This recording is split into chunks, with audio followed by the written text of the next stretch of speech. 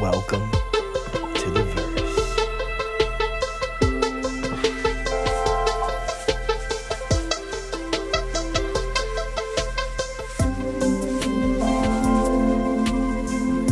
What is up, guys? Welcome back to the Verse. It's your boy Trey. I'm here with you to drop some more knowledge on your heads, hit you with the vocab lesson for beginners, number 2. If you haven't checked out the first video in this series, and you can be up to speed with what we've got going on in this. Without further ado, I will let you know that we are not financial advisors, and this is not financial advice. It is strictly for entertainment purposes only. Now, on with the lesson. So, let's talk about buying the dip. This is when people who are in the crypto market are capitalizing on a cryptocurrency when the price is down in hopes that it will rise again. So if you remember from the previous video, we talked about a bearish trend. That means that people were selling off their assets to be able to gain profit. This is the space of the bear market where it begins to be at its lowest point. So as you'll see here on the image, the blue line indicates the dip at the very, very bottom of this chart, which would be the best place to purchase this particular currency at, closest to its original value. So buying the dip is a phrase that you will hear when people are buying in a bear market and talking about getting things for a nice, cheap discount. The next thing we have here on the list is a crucial piece of information for most people in cryptocurrency. This has to do with centralization and decentralization and a wallet. So you can have different cryptocurrency wallets such as Coinbase or Crypto.com. These are wallets, but they are also centralized exchanges, which means that they are controlled by someone. The difference between that and a wallet like one that is very popular and you'll hear about a lot is MetaMask. And this is a decentralized wallet. This means you have the keys to your money and you have it at any time. What is the point of that? If everybody goes into the bank in one day, or everybody goes and tries to withdraw their crypto from, say, Coinbase in the same day, it's going to have issues in issuing that crypto back out to its users. So to have your keys is the first step to owning your crypto. So you must get a decentralized wallet, and I definitely recommend MetaMask. It's a great wallet to start with. There's other wallets that are built on a lot of different chains, so just do your own research. There's also hard wallets, but this is one that you can keep on your internet browser. This is a popular decentralized wallet used to store cryptocurrency assets. When you own a decentralized wallet, you own your crypto, as stated before. So we're moving on to decentralized, and we'll go into centralized as well, just to break that down for you again. Decentralized is controlled by several local offices instead of one. In this picture, we see it as different computing nodes all over the place that are connecting, and they are responsible for keeping the ledger. That's what the blockchain is, the ledger or the spreadsheet that provides transparent accounting in cryptocurrency. You can go on and you can look up these decentralized transactions and you can monitor them in clear and open sight. It's the best way for finance, and it's the future of finance. So it's best to understand what decentralized is now before it could be something way more important to you. This is controlled by several local offices instead of one. In this instance, we're talking about blockchains that are governed by computer code rather than humans. So we've got that covered, which should leave a simple explanation for what a centralized bank is, or what centralization is. It is controlled by a single authority, and as I said earlier, is controlled by something like Coinbase. The next important thing to understand about cryptocurrency is derived demand. And derived demand comes from economics, and it's demand for a commodity, service, etc., which is a consequence of a demand for something else. This is super important when it comes to coins like Hex and Pulse Chain, because with Pulse Chain, it's kind of backwards. Hex derived demand from Pulse Chain and needed Pulse Chain to thrive more. We can see that with a lot of different coins in cryptocurrency, how they can succeed better when they have a complementary blockchain that they're using, or complementary DEX that works well and has tokenomics that work together.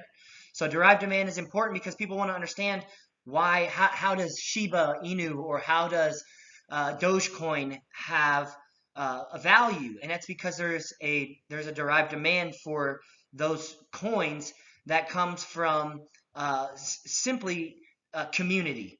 So it's important to understand that derived demand is a part of cryptocurrency because it is the main reason why certain things can become big without really having a reason. It's just because somebody has faith in it, somebody believes in it.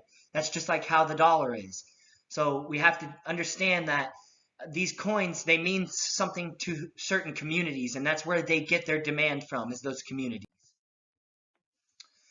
You'll also hear medium of exchange. This is an intermediary instrument used to facilitate a sale. So that's what we're talking about, using Pulse, using Shiba, using Dogecoin as a medium of exchange because it's valuable amongst the community.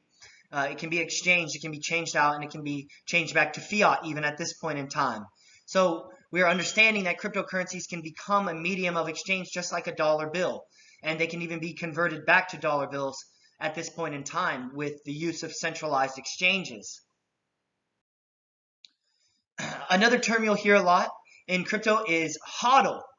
Now, HODL is kind of it's a joke from a meme that was about holding crypto, but it ended up being HODL, and that's the part I know about the story, or what I care to remember. But the most important thing I care to remember about this is that hodling is like the most important thing you could learn in crypto.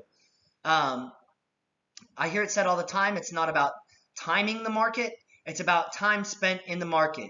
And when you do your research and you get into the right assets, you'll understand that hodling and holding crypto can be an extremely lucrative move when you do it the right way.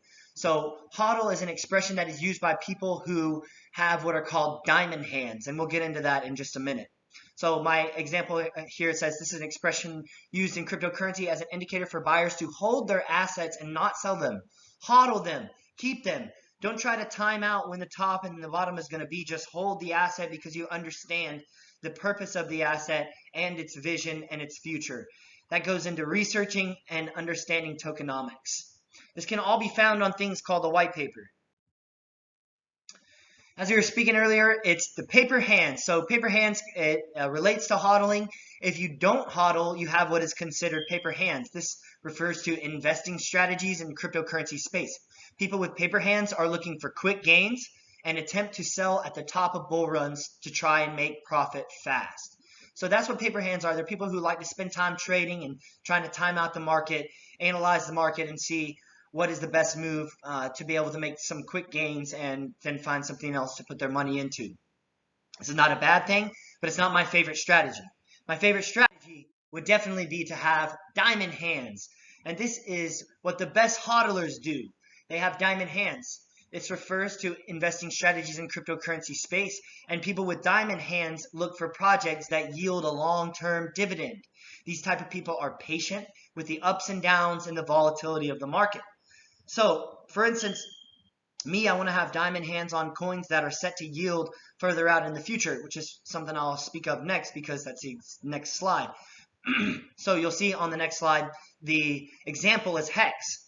It is a certificate of deposit, which is what we'll go into now. A certificate of deposit is a certificate issued by a bank to a person depositing money for a specific length of time.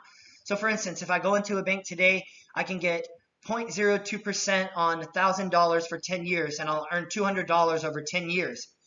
If I lock my money up in something like HEX for the next 15 years, HEX over the last 2 years has yielded an annual 38% APY.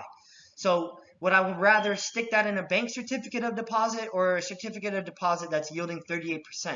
This is a no-brainer for me. The certificate of deposit is locking it up, staking your money, making an agreement saying, I'm going to lock this money, I'm going to have diamond hands, I'm going to hodl it, because I believe that this coin is going to rise in value over time. As mentioned before, the white paper, and this is the last thing that we're going to talk about today. This is where you are ready to take your next step into crypto research. when you are researching crypto, the number one things to do are to look at the social medias, to see the interactions on Twitter, to see the Telegram activity, and to try to read the white paper, find the tokenomics, and request if the project has done an audit or a KYC yet. These are important things to look at when you're looking at projects. And here on the Verse, we don't always present projects that pass all of these criteria, which is why we tell you to be very, very careful and to do your own research. And this is where the white paper starts with, your research, finding out what the project is about and what its purpose is. The white paper is a project's thorough guide to all that is entailed within it. This usually includes the code and the direction of the project. So if you want to know about crypto and you want to know about what you're getting into and what utilities these cryptocurrencies have, you have to read the white paper to understand. And the more you can begin to understand their utilities, the more you can see that they have in-game for cryptocurrency strategies. So with all that being said, I hope that you can take that in and enjoy these vocabulary words, because they're words that appear in crypto all the time and you can't get away from them. We appreciate you guys watching again today. Thank you so much, and we will see you guys next time.